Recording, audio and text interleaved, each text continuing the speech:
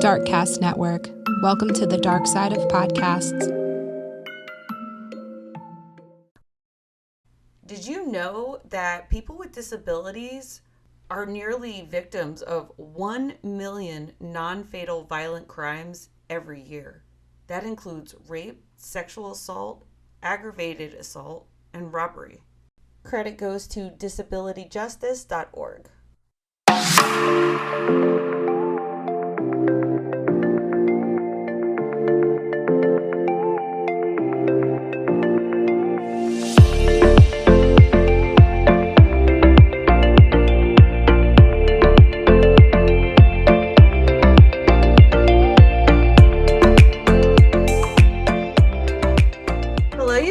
And welcome back. This is True Crime Connections, and I'm your host, Tiffany.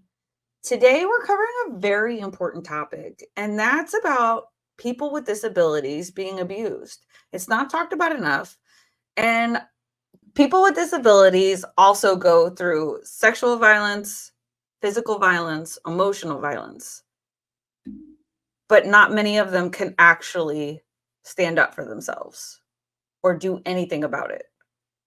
My guest with me today is Wynn Charles, and she has cerebral palsy. She wants to share her story of being abused while having a disability. Thank you so much for being here with me today, Wynn. I really appreciate it. Thank you so much for having me on. For those of you that haven't stuck around my story long enough to know, my name is Wynn Charles.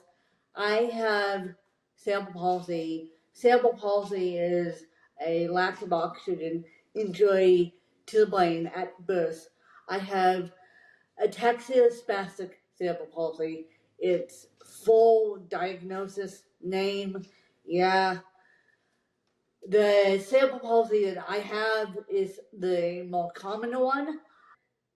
I have moderate cerebral palsy, and so the reason why I am here today, the reason why Deanna brought me on the podcast is to share my story of, unfortunately, I am one of 85% of disabled who got abused. My story is very unique. I got abused by a family member, my mom's sister, who happens to be my godmother. This was right after my 33rd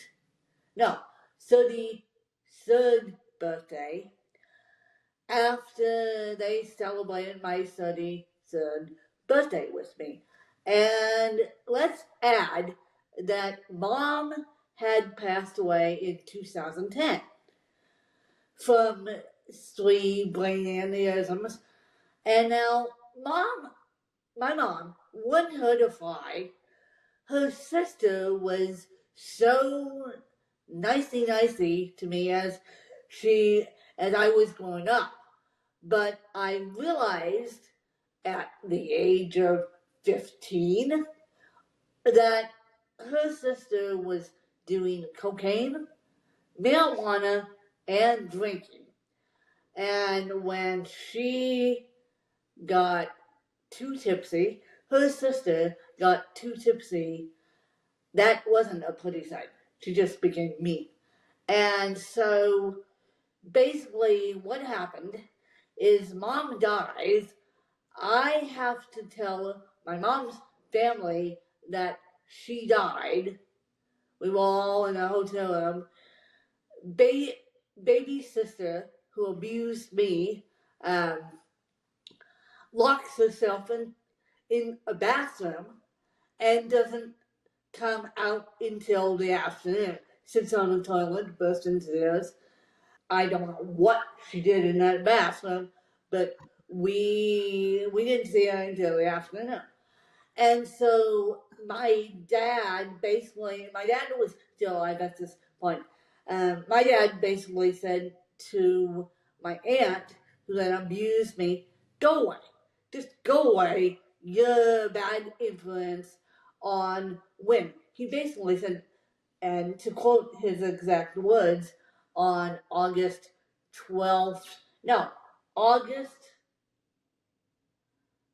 11th, because my mom died. She didn't die. She didn't pass away until August 12th, but we all left to die. She was essentially dying intermittently into a coma. So his exact words to my abuser, well, Marianne, go away. I don't want anything to do with you, nor do I want Win to have anything to do with you. So, and you gotta remember that Marianne, my abuser, started emotionally abusing me as my mom was in the hospital in a mental coma. And so, because I have cerebral palsy, somehow Marianne landed up helping me and left me crying in a bathtub, not because my mom was dying, but to quote her exact words, she called me lazy for having cerebral palsy and white trash. Well, fast forward, I tell my dad that, and my dad goes, I want nothing to do with her. He tells her, now, first he tells her to go away. When on August 11th, 2010, he tells her to go away. I want nothing to do with you, nor do I want my daughter to have anything to do with you. You're mean, you're alcoholic, you drink too much. And so then when I told my dad what she had said to me, he just about lost it, because he goes, number one, you're not lazy. Number two, why would someone call you white trash if you're just sitting in a bathtub asking for help because of your CP? So then we land up going to church. We land up saying goodbye to my mom. 9 years passes. My dad gets sick with, at the time we didn't know, but his I love yous get weaker, and he gets sick with what landed up to be stage 4 lung cancer. He died after 6 days of the diagnosis. My then stepmom, who lived with me right after my mom died, comes in, helps me more, and then my family comes out. And now my family came out because my dad had passed away. And they wanted to talk to my stepmom, and they wanted to make sure that I was safe. Now then, the aide who was with me at the time didn't hurt a fly, didn't hurt me. Her job had significantly changed because of my dad's death. My stepmom had a full-time job. So at the day my abuser abused me, we were interviewing a temporary aide because my aide was going out of town, and she thought it was her responsibility to find a temporary aide for that 1 week, which is a whole other story in itself. But so my family, my abuser and her sister happened to be in town because they wanted to celebrate my birthday. And I got my stepmom got an email saying, do you want to celebrate Wynn's birthday together? I said, yes, please. That was my decision, thinking, oh, beautiful 33rd birthday, nothing will happen, and yeah. So believe it or not, my final 33rd birthday present was backing up against a wall and, getting emotionally abused. So then the interview of that temporary aide gets over with.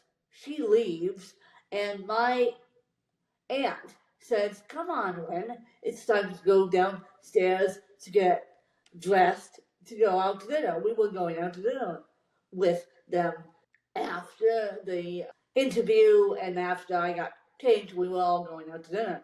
So I was changing, my stepmom was changing, my stepsister had already changed, so she was hanging out in my living room / kitchen at the time.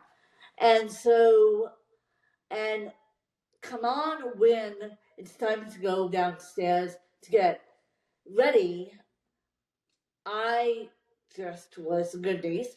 I followed my aunt and my abuser, Marianne, downstairs. And that's when all hell broke loose. I knew that I was getting abused because the dum-dum, and I call it a dum-dum, not with love, didn't realize that she was abusing a mandatory reporter. And me being a mandatory reporter, me having background in teaching, now for those of you that don't know, a mandatory reporter is a priest, a counselor, a social worker depending on the case, a teacher of any kind, whether adults or children. I happen to be teaching kids. And so what a mandatory reporter is supposed to do is, let's say, if little Susie comes in with bruises all the body, and we know that she didn't fell on the parents didn't say Susie fell the night before, she may have bruises, and then Susie acts weird in class.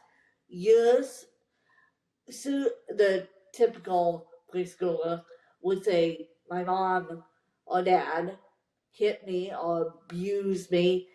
A mandatory reporter is supposed to call Child Protective Services. So, getting back to my story, my abuser did not realize she was abusing a mandatory reporter.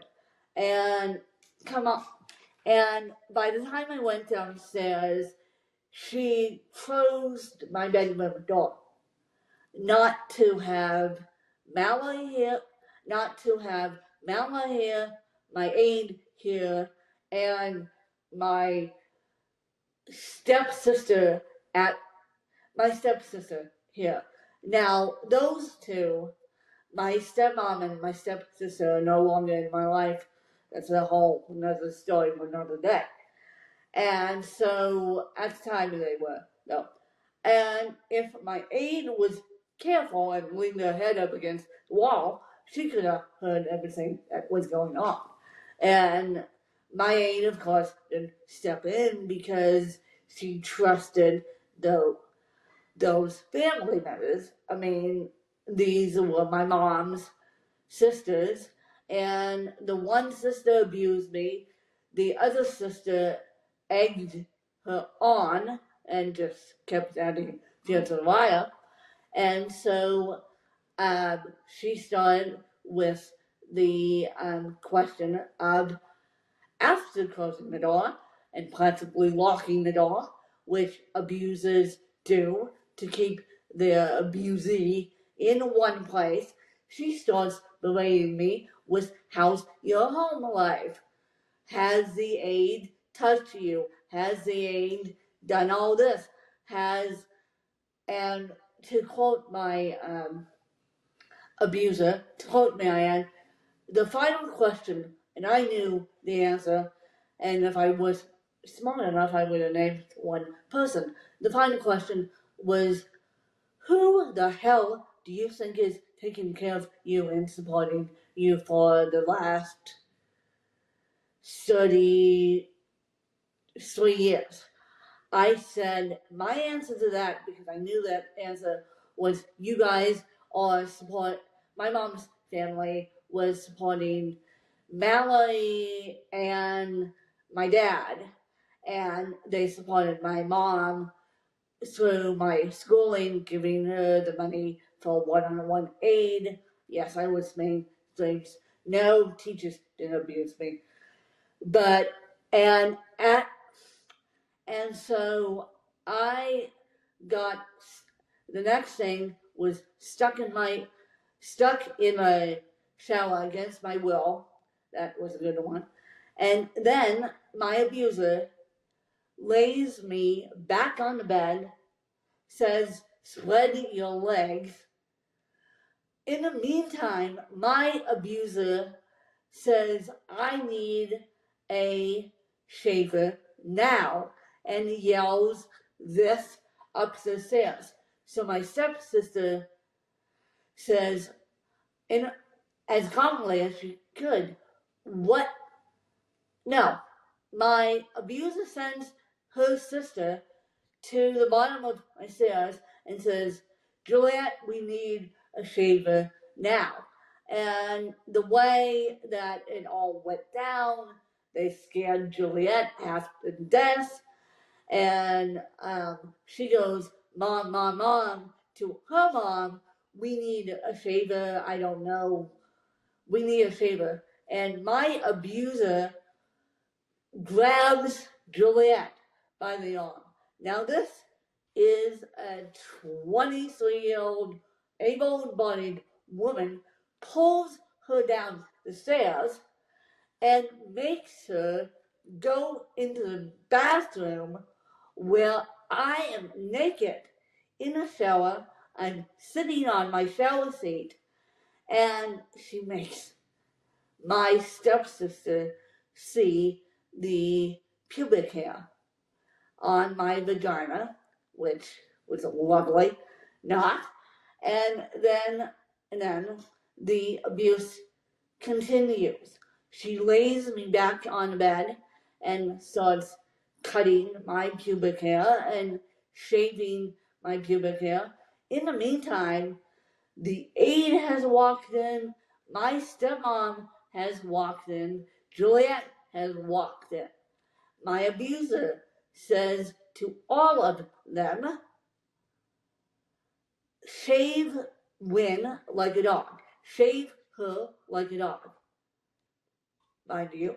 And by the time I get dressed, somehow, by the grace of a higher power, I get dressed. And by the time I get dressed, I'm in tears, basically, because I knew what happened. I am making jokes, trying to make light of the situation, trying to break my abuser down enough so I could get up and get off the bed. And so go call the cops, basically. And so, but my abuser didn't listen. And so basically, after that, they had a meeting. My abuser had a meeting with the aide, and her sister had a meeting with my stepmom, and says, "Don't you dare touch Win. Don't you dare touch this house. If you touch the house, I'll come out and fix it." Okay, so my abuse happens. I have counseling that week. I don't know what tipped my counselor off to say, well, my counselor knew I was disabled. She knew that from the get-go. She knew I lost my father, but I don't know what tipped my counselor off to say, do you feel safe at home? And I said, yes, but this is what's going on. The next thing I know, I walk out of counseling, myself and my aide walk out of counseling, we go home. So I didn't know anything I didn't know any of this was going on until that next week. when I go back to counseling, and then I finished my counseling session, it was talk therapy, mind you. It wasn't art therapy, it wasn't EMDR, it was talk therapy. And so I finished my counseling session this week. Now you gotta remember, I'm a mandatory reporter. So the dum-dum, my abuser, put me in the spot of, okay, a mandatory reporter knows what to do. But do I call Adult Protective Services and say, help, I'm being abused, and look like the girl that cried whoop? Because anyone could pick up the phone and call Adult Protective Services in all 50 states, or do a welfare check in all 50 states, even if you're across state lines. And so I didn't want to look like the girl that cried wolf, and because 85% of the disabled get abused, so I didn't want to look like the girl that cried wolf. So I thought, okay, a mandatory reporter is going to meet with mandatory reporter. I'll just say what happened in my counseling session. Well, it tips the counselor off. And so that next week, I walk out of counseling. My aide is nowhere to be found. Now, granted, I thought she was in the bathroom. I thought she was in the car making a phone call. I thought she was in the car reading a book or listening to an audiobook. I did not know. I was going to walk down to the car and meet her downstairs. The next thing I know, a stranger to me says, are you looking for your aid? Because he sees me, I'm on a walker, and he goes, are you looking for your aid? And I said, yeah, kind of, but yes, I am. But I think I know where she is. I didn't even say I think I know where she is. I said, yes, just to get his answer. Because he looked at me like, oh boy, the answer I'm about to tell her is going to shock the living daylights out of her. And he goes, your aide is in Adult Protective Services. Click goes my brain, and I'm like, click? Which click goes my brain, yay, this is happening. So I walk back to my counselor's office and said, Stephanie, would you walk me over? My counselor's name was Stephanie. Stephanie, would you walk me over to Adult Protective Services? She didn't say anything. She just gradually walked me over to Adult Protective Services and said, have a nice day. When this is Adult Protective Services, they want to meet with you next. And so by the time she walked me over, my aide was coming down that hallway, and I remember the look on my aide's face. She had her head to the ground, knowing that she just gave the first witness statement. And Adult Protective Services then pulls me in and says, since you're the abusee, we want you to go get professionally interviewed. And I'm like, okay, that's fine. But one of the questions I asked of Joe was, does Mallory know about this? Because I'm like, how the heck am I supposed to tell Mallory if she doesn't know? And Joe said, oh yes, she knows. We called her on the cell phone. And because you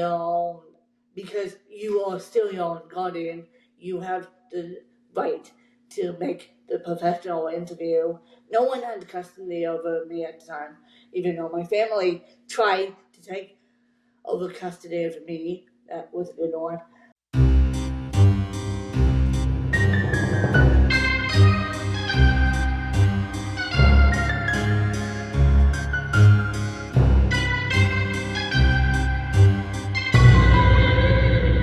Well, hello there. I'm Regina King, the Evil Queen. And I'm Lynn Roskamp, the Docent of Darkness, and we're the hosts of Disturbing Interests. Do you get excited about mummies, decorate in skulls, obsess over the loss of the Library of Alexandria, even though it was lost in a different age? Do you kill the conversation with your in-depth serial killer knowledge, facts about items made out of human skin, or have a strange longing to know the softer side of Mothman? Have you spent an objectively disproportionate amount of time studying the life of H.H. Holmes? Oh, I wouldn't know anybody like that. No, certainly not. Well, I mean, we did call our podcast Disturbing Interest for a reason. That's right, we've got them, and we are doing you the favor of keeping the questions like, at what temperature does it take to destroy a cadaver, out of your browsing history? Well, we hope. Because with us, you might be disturbed. But you're not alone. You can find us on any podcasting platform under Disturbing Interest, or check us out online at disturbinginterest.com. So I go down to a professional interviewer, and for those of you that don't know what a professional interviewer is, a professional interviewer has the person in the room. They are sitting across from the person, but on the other side is the cops. The cops are listening to the interview. So it's Adult Protective Services or Child Protective Services, depending on if it's a child. And so the cops, the DA, were listening to the interview. And after that, I go and meet with the cops, and they got all the information they needed. And then they called my stepsister. They called Juliet by a phone and got her witness statement, which was the same. It was the same between myself, my aide, and Juliet. Now, the last witness statement they needed was Mallory's. And so the cops came to my house. One of them had a camera. One of them took a picture because I kept saying I needed to back up into a sink. And one of them went down to my room and took a picture for evidence of that sink I was talking about to back myself up into. And so that was fine. Mallory said, I don't want to do this witness statement. Why do I have to do this witness statement? And I said, and I think something, or my aide said something to the effect of, because you just witnessed emotional and physical abuse, but yet you don't want to do the witness statement. So the cops made me leave the room, and they made my aide leave the room because they didn't want my aide, they didn't want me to screw up her witness statement. And they told my aide when we left Adult Protective Services that day, don't tell Mallory your witness statement. And so, because we need a fresh witness statement from everyone. And so what does Mallory do? She asked we go home, my aide is cooking dinner in the kitchen. I'm sitting in the living room with Mallory, with my aide, and we're trying to have a nice time. And my aide says, I say something to the effect of, okay, let's do this, or I want to thank you guys for standing by me or whatever. I said, and my Malay goes, because she knew Adult Protective Services called her, she asked my aide, what did you say? And my aide goes, I am not allowed to tell you. And so, okay, this case goes on. And while this case is going on, I get a call from someone very, very, very close to me, who is still my friend to this day, and as we're recording this, she calls me. She says, when I'm coming to Aspen, I want to see you. I made arrangements to go meet her, my friend, at a local coffee shop.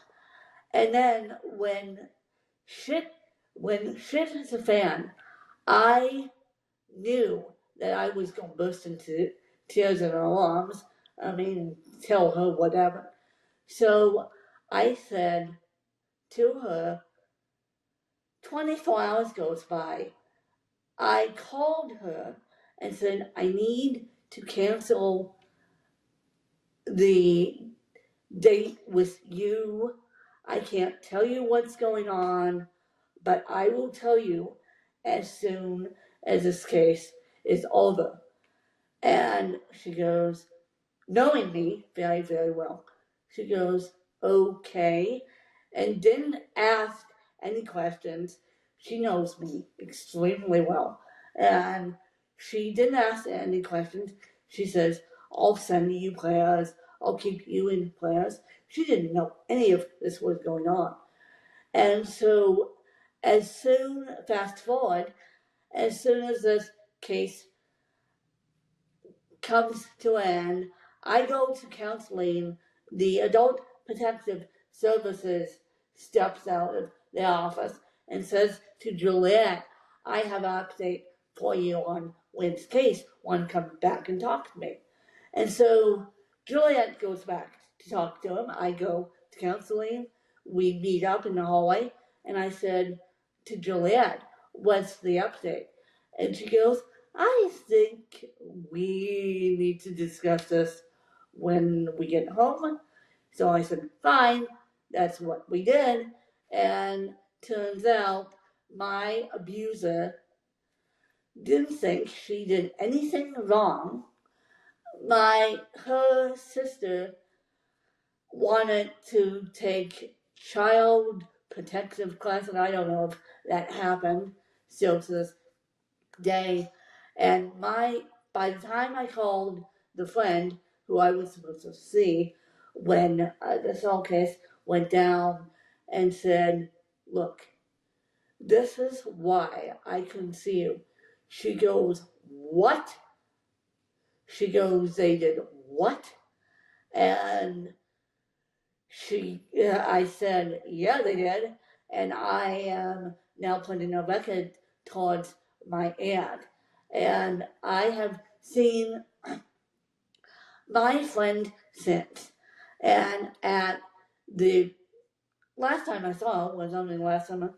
And I had an aide with me. And that aide, new aide to my life, said, well, is Wynn's abuse written down in the book? And my friend says, she did more than that, writing down in the book. And my friend didn't go into details, but she did more than that.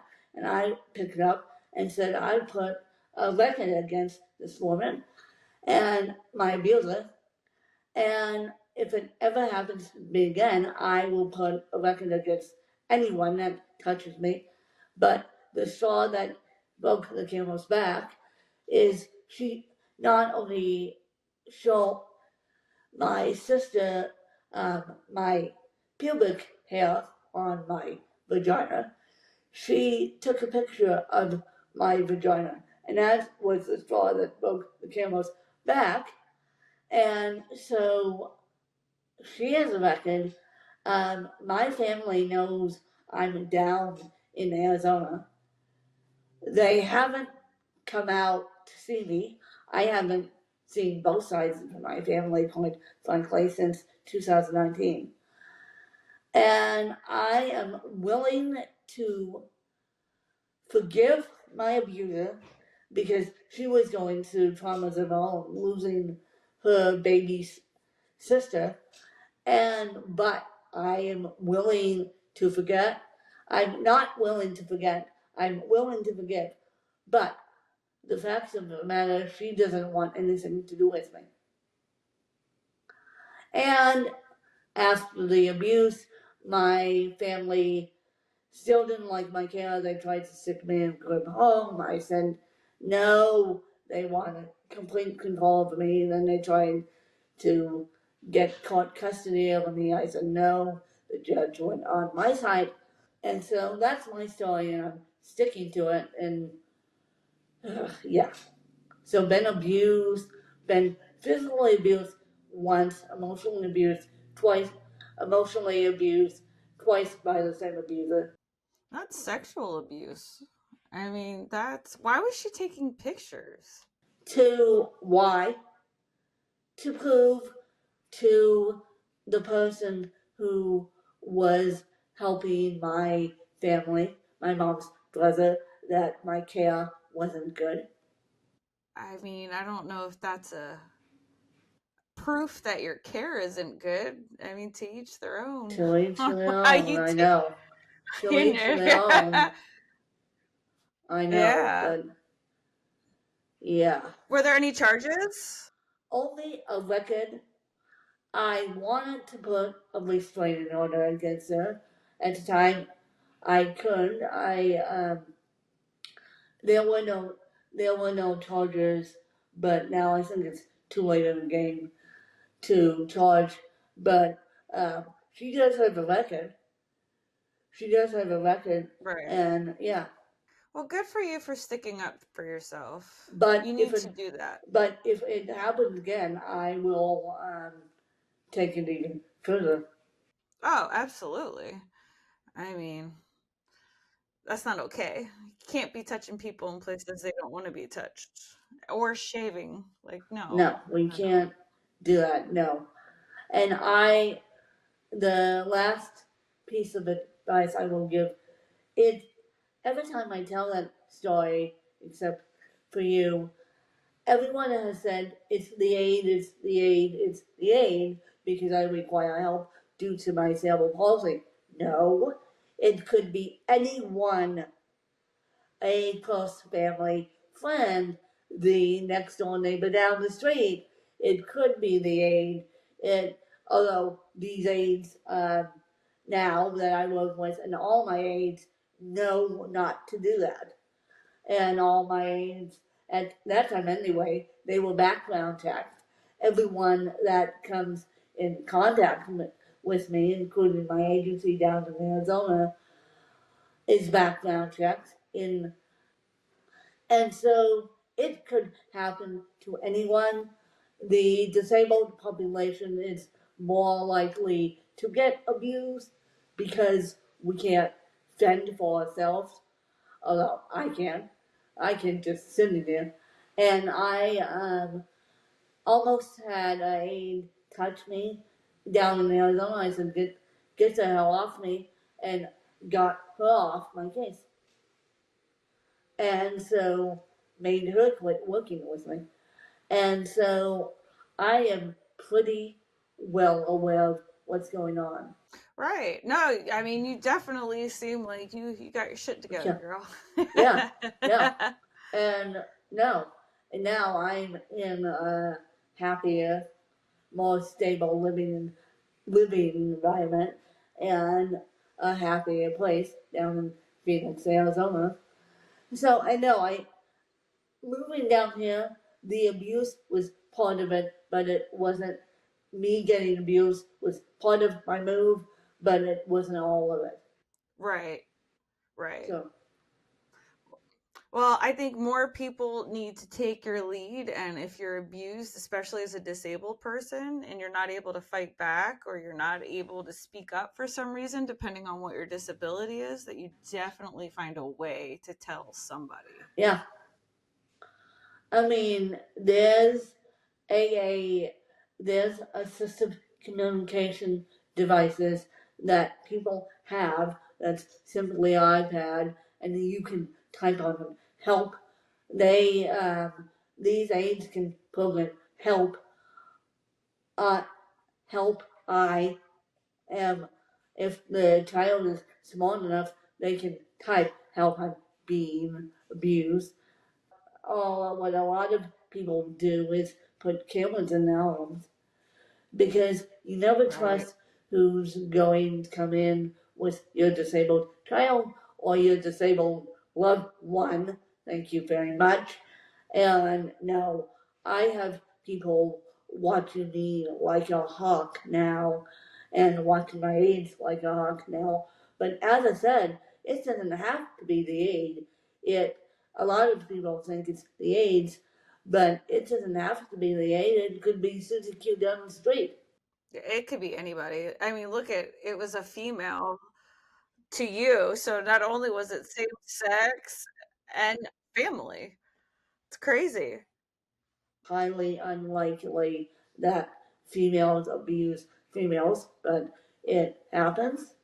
Oh, absolutely. Yeah. There's nobody is off limits when it No. comes to abuse, unfortunately. No. And I'm I also am watching my back surgery kill like a hawk because that it's a whole we'll get into all that maybe in a totally different episode. That is a whole different kettle of fish in itself, but you hear it all the time in these nursing homes and assisted living homes. People get abused, they also pass away, but that's a whole different story in itself. So, what I'm saying, why I just said the statement, is watch people like a hawk when they're around a disabled loved one, an elderly loved one. Watch it, and if the abuse is happening and the home is saying, "Oh, abuse is not happening. This person is just acting weird, and abuse is not happening." Watch it like a hawk. There is, and I can't remember the name escapes me right now. There is a number that you can call publicly, and assisted living centers, and I wish I could remember the name. Of course, anyone can call Adult Protective Services or Child Protective Services. It doesn't have to be a mandatory reporter. But yeah, just be there for people when they don't swish it under the rug when they say, "I got abused." Don't ever say, "Oh yeah, right." Don't ever just support just support people, especially if they're the elderly and disabled. Absolutely. And you said since sharing your story, people have been contacting you to tell you that things have happened to them. I have had one person contact me, and then I will always, and I make this public, I will always be a witness to, well, I'm in Arizona, but I have listeners all over the place. I will always be a witness to abuse, and I will always try and guide you in the right direction, even though I have no background in it. I can always guide you to the right direction. I can always say, look at counselors in your own state, or I also think on the podcast, which I I don't know, I haven't tried this. But I also think you've heard of the counseling site BetterHelp. BetterHelp, I know that they are licensed. Well, a counselor could get their license taken away if they don't tell people about abuse. So I'm not sure about BetterHelp. I should look that up before maybe you can stick something in the show notes about BetterHelp. I know they're licensed all over the country, but I'm pretty sure because you can call adult protective services or child protective services on the own. I'm pretty sure that these counselors, even on these websites, have to tell someone. Oh yeah, nurses and doctors, you take an oath. You're a mandated reporter. Nurses, Yeah. nurses are mandatory reporters. Too, I forgot about that. Yeah. That one got brought to my attention today, and I forgot about that. So nurses, doctors, police, social workers, depending on the case, and obviously teachers, and just anyone. And when I say anyone, anyone can call adult protective services or child protective services.